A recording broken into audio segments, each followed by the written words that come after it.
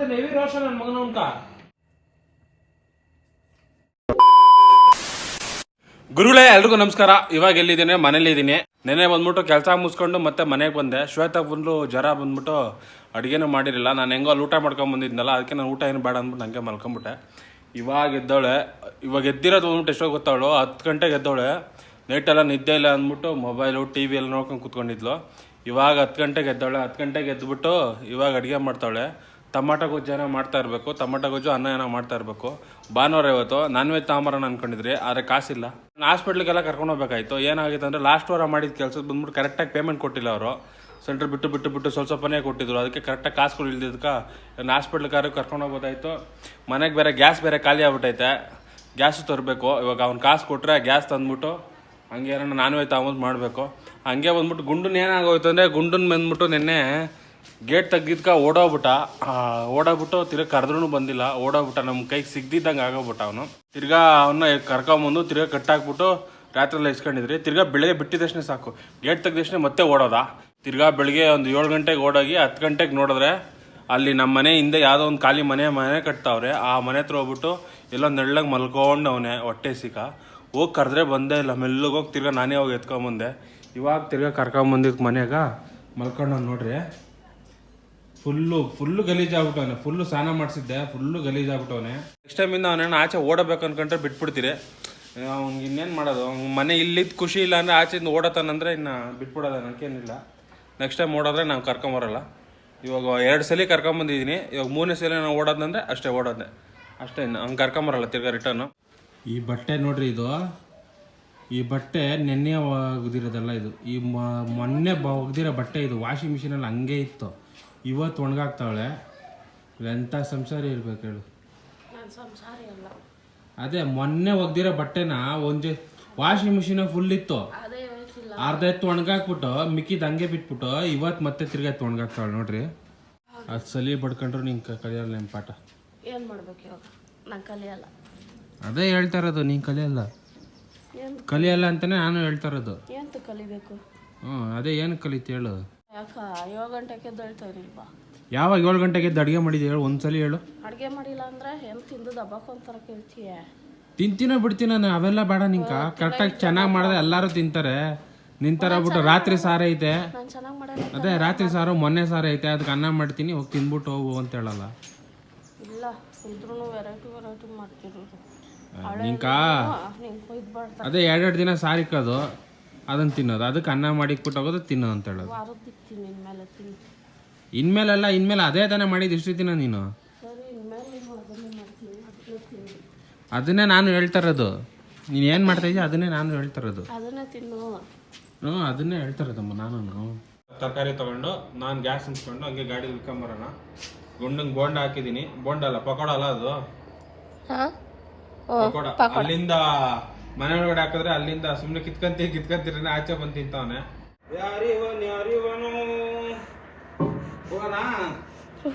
ಏನು ಬಾಹುಬಲಿ ಆಗೋಗಿದ್ಯೇನು? ನಡ್ಕೊಂಡೋತಿಯೇನು? ಹಿಂಗೆ ಎತ್ಕೊಂಡ್ತಾ ಇದೀಯ? ಇರೋದು ವಿಡಿಯೋಗೋಸ್ಕರ. ಇವಾಗ ಗಾಡಿ ಎಕ್ಕೊಂಡು ಹೋಗ್ಬೇಕು. ಸುಮ್ಮನೆ ವಿಡಿಯೋಗೋಸ್ಕರ ಮಾಡಿ ಅವ್ನು ಮಾಡೋ ಕಪ್ಪಿ ಚೇಷ್ಟಕ್ಕೆ ನಿಂಗೆ ಕೋಪ ಬರಲ್ಲ? ಅದೇ ಫಸ್ಟ್ ಒಂದು ಅರ್ಧ ಅವ್ರ ಕೋಪ ಬರ್ತೈತೆ. ಬರೋದೇ ಇಲ್ಲ ಅಂತ ನೆವಿ ರೋಷನ್ ನನ್ನ ಮಗನ ಉಂಟ. ಹೋಗಿ ಕರಿತಾ ಇದ್ದೀನಿ, ಅಲ್ಲೇ ಕೂತ್ಕೊಂಡವನೆ. ಮನೆ ಒಳಗಡೆ ಬಂದ್ರೆ ಕೇಳವನು. ಬಲೆ ರೋಷ ನಮ್ಮ ಮಗನ್ಕ ಕರ್ಕೊಂಡು ಬಂದಿಲ್ಲ. ಹೋಗಿ ನಾನೇ ಎತ್ತಾಕ ಬಂದಿದ್ದೀನಿ. ಹೋಗಿ ಹಿಡ್ಕೊಂಡು ಎತ್ತಾಕ ಬಂದಿದ್ದೀನಿ. ಕರೆದ್ರೆ ಚಿಕ್ಕ ಓಡತಾನೆ. ಆ ಬೆಲ್ಟಿನ ಸ್ವಲ್ಪ ಹಿಡ್ಕೊಂಬೋದು. ಆ ಬೆಲ್ಟ್ರನ್ನ ಬಿಚ್ಬಿಟ್ರೆ ಅಂತೂ ಓಡ್ತಾನೆ ಹಂಗೆ. ಯಾವ್ದಾರ ನಾಯಿ ಬಂತಂದ್ರೆ ಸಾಕು, ಯಾರ ಮನುಷ್ಯರು ಬಂದ್ರೆ ಸಾಕು, ಅವ್ರಿಂದನೇ ಬರ್ತಾನೆ. ಗ್ಯಾಸ್ ತಂದಿದ್ದಾಯ್ತು, ಆಚೆ ಇಟ್ಟಿದ್ರೆ ಗ್ಯಾಸ್ ತಗೊಂಡ್ಬರ್ಬೇಕು. ಸಿಲಿಂಡರ್ ಬಂದ್ಬಿಟ್ಟು ಮೊನ್ನೆ ಏನಾಗೋಯ್ತು ಅಂದ್ರೆ ಜಾತ್ರೆಗೆ ಹೋಗೋ ಟೈಮಲ್ಲಿ ಅವಳು ಟೀ ಮಾಡ್ತಾ ಇದ್ದು. ಕರೆಕ್ಟಾಗ ಜಾತ್ರೆಗೆ ಹೋಗೋ ಟೈಮಿಗೆ ಸಿಲಿಂಡರ್ ಖಾಲಿ ಆಯ್ತು. ಮುದ್ದೆನಾ?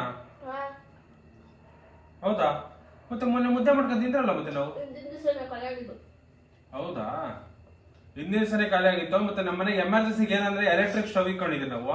ಸ್ಟಾರ್ಟಿಂಗ್ ನಾವು ಮನೆಯಿಂದ ಆಚೆ ಬಂದ ಎಲೆಕ್ಟ್ರಿಕ್ ಸ್ಟವ್ ತಗೊಂಡಿದ್ರಿ, ಅದನ್ನ ಯೂಸ್ ಮಾಡ್ತೀರಿ. ಸಿಲಿಂಡರ್ ತಗೊಂಬಂದ್ರೆ ನಾವು ಪ್ರೈವೇಟಾಗಿ ತಗೊಂಡು ಬಂದ್ಬಿಟ್ಟು 1100 ರೂಪಾಯಿ ಪ್ರೈವೇಟ್ ಸೇಟುಗಳೆಲ್ಲ ಮಾಡ್ತಾ ಇರ್ತಾರೆ. ದಾಸಿ ಸೇಟುಗಳೇ ಅನ್ಸುತ್ತೆ ಅದೆಲ್ಲ ಕೊಡೋದಲ್ಲ. ದಾಸಿ ಸೇಟು ಸಹ ನಾನು ನೋಡಿರೋದು. ಇದು ಸಿಲಿಂಡರ್ 1100 ರೂಪಾಯಿ ಪ್ರೈವೇಟಲ್ಲಿ ತುಂಬಿಸೋಕ್ಕೆ. ಸಿಂಗಲ್ ಸಿಲಿಂಡರ್ ತಗೊಂಡ್ರೆ ನಮ್ಮ ಮನೆಗೆ 3 ತಿಂಗಳು ಆಗ್ತದೆ. ಇನ್ನು ಡಬಲ್ ಸಿಲಿಂಡರ್ ತಗೊಂಡ್ರೆ 6 ತಿಂಗಳು ಆಗ್ಬಿಡ್ತೈತಲ್ಲ. 6 ತಿಂಗಳು ಆಗ್ಬಿಡ್ತದೆ ಡಬಲ್ ಸಿಲಿಂಡರ್ ತಗೊಂಡ್ರೆ. ವರ್ಷಕ್ಕೆ ಬೇರೆ 4 ಸಿಲಿಂಡರ್ ಮತ್ತೆ ಹೆಂಗಂದ್ರೆ. ಗೋಬಿ ತಗೊಂಡ್ಬಂದಾಳೆ. ಗೋಬಿ ಒಂದು ಮೊಟ್ಟೆ ಉಪ್ಸು ಹನಿ ಕೇಕ್ ಎಲ್ಲ ತಂದಾಳೆ. ಆಹಾ ಚೆನ್ನಾಗೈತೆ ಗೋಬಿ. ಅದೇ ಖಾರ ಇಲ್ಲ ಗೋಬಿ. ನಾಳೆ ಖಾರ ಸ್ವಲ್ಪ ಕಮ್ಮಿ ಹಾಕೊಂಡ್ರೆ ಯಾಕ ಖಾರ ಜಾಸ್ತಿ ಒಂಥರ ಹೊಡಿತದೆ. ಚೆನ್ನಾಗೈತೆ ಗೋಬಿ. ನೆನ್ನೆ ಗೋಬಿ ಮಾಡಿದ್ರಲ್ಲಿ ನಾ ಕ್ಯಾಟ್ರಿಂಗ್ ಕೆಲ್ಸಕ್ಕೆ ಹೋಗಿ ಹತ್ರ ಅರ್ಧ ಮಸಾಲೆ ಇಡ್ತೀರಿ ಅದ್ರೊಳಗಡೆ. ಕರೆಕ್ಟಾಗಿ ಮಾಡಿರೋ ಅದನ್ನೇ ಜನ ಎಂತ ತಿಂದ್ರು ಗೊತ್ತೇನೋ, ಇನ್ನೊಂದು ಬಾಕಿ ಅಂತ ತಿಂದ್ರು.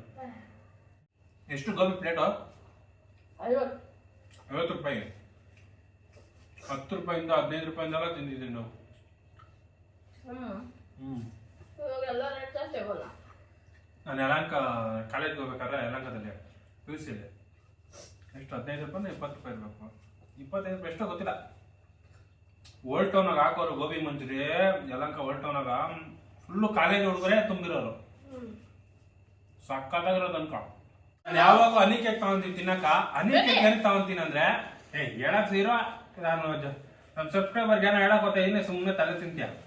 ನಾನು ಯಾವಾಗ ಹನಿ ಕೇಕ್ ತಗೊಂತೀನಿ ತಿನ್ನಕ, ಹನಿ ಕೇಕೆ ಏನಕ್ಕೆ ತಗೊಂತೀನಿ ಅಂದ್ರೆ ಇನ್ನೂ ಚೆನ್ನಾಗಿರೋ ಕೇಕ್ಗಳೆಲ್ಲ ಇರ್ತವೆ.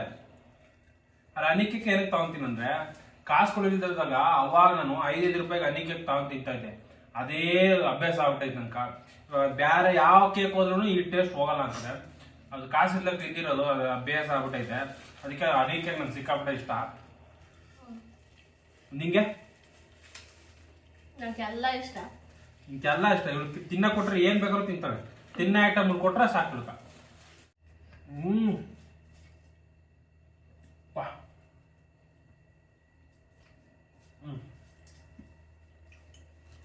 ನೋಡಿ ಎಷ್ಟು ಬಂದಿತ್ತೆ ಹನಿ ಹನಿ ಎಲ್ಲ ಗೊತ್ತಿದ್ವಾ? ಸಕ್ಕರೆ ಸಕ್ಕರೆ ಪಕ್ಕ ಬೇಕಾಗುಂಡ ಇದನ್ನ ತಿನ್ನಲ್ಲ. ನಿಂಗೆ ಹಾಕಲ್ಲ ನಾನು.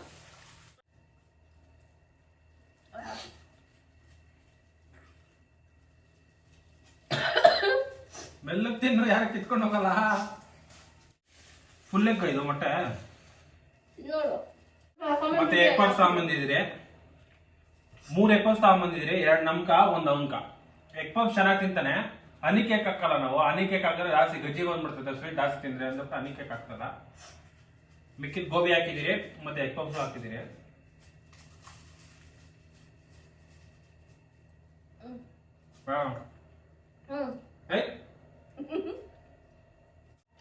ಅಲ್ಲ ಯಾರಾದ್ರೂ ಜ್ವರ ಬಂದು ಗಂಟ್ಲು ಹೊಗೆ ಆಡಿಸ್ಕೊಂಡು ಇರೋರು ಇವೆಲ್ಲ ಮೇಲೆ ಆಗೈತಲ್ಲ ಮೇಡಮ್, ಅದಕ್ಕೆ ಇರ್ಲಾಡ್ತಾರದು. ಇಲ್ಲಾಂದ್ರೆ ಜ್ವರ ಹೋಗೈತೆ, ಕೆಮ್ಮು ನೆಗಡಿ ಎಲ್ಲ ಹೋಗದೆ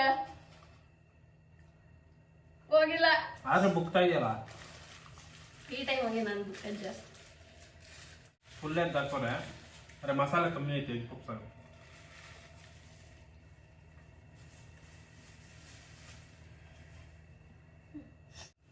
ಏನ್ ಮಾಡ್ತೀಯ ಅಡ್ಗೆ? ತಿಂತೀಯ ಇವಾಗ ನೀನು? ಓ ಒಳ್ಳೆ ಪ್ಲಾನ್ ಹಾಕೊಂಡಿದ್ಯಾ. ಮತ್ತೆ ಇದನ್ನೆಲ್ಲ ತಿಂದ್ರೆ ಇವನು ಊಟ ತಿನ್ನಲ್ಲ ಅಂತ ಪ್ಲಾನ್ ಹಾಕೊಂಡಿದ್ಯಾ? ಹೌದು. ನಮ್ಗೊಂದು ಡೌಟು, ಎಲ್ಲ ನಿನ್ ಡಯಟು? ಏನ್ ಡಯಟ್? ಮೊನ್ನೆ ತಿಂತಾನೆ ಇದ್ರು, ಅನ್ನ ತಿಂತಾ ಇದ್ರು. ಇನ್ನೆಲ್ಲ ಹೋಯ್ತು ಡಯಟ್? ಅನ್ನನೇ ಇಷ್ಟಿಷ್ಟ ತಿಂತಾ ಇದೆಯಲ್ಲ, ಕರೆಕ್ಟಾಗಿ ತಿಂತಾ ಇಲ್ಲ. ಮತ್ತೆ ಇವಾಗ ಹನಿ ಕೇಕ್ ತಿಂದೆ, ಗೋಬಿ ತಿಂದೆ, ಇನ್ನೇನು ತಿಂದೆ ನೀನು? Gobi egg puffs. ಇವೆಲ್ಲ ತಿಂದ್ರೆ ಡಯಟ್ ಒಟ್ನಾಗ ತಿನ್ಬಾರ್ದು ನಾನು ಊಟ. ಒಟ್ನಾಗ ಡಯಟಾ? ಅದೇ ಒಟ್ನಾಗ ತಿನ್ಬಾರ್ದು ಊಟ. ಡೈರೆಕ್ಟ್ ಆಗಿ ಹೇಳೋ. ತಿಂತೀನಿ, ಏನೋ ಒಂದು ಮಾಡ್ಕೊಡ್ತೀನಿ. ಅದು ಏನೋ ಒಂದು ಬೇಡ ನನ್ಕ. ಏನ್ ಬೇಕು ಹೇಳು, ಹೋಗ್ಲಿ ಮಾಡ್ತೀನಿ. ಏನೋ ಒಂದು ನಂಗೆ ಬೇಡ. ಚೆನ್ನಾಗಿದ್ರೆ ಚೆನ್ನಾಗಿರೋ ಮಾಡ್ಕೊಡ್ಬೇಕು ಅಂದ್ರೆ ಮಾಡ್ಕೊಡು.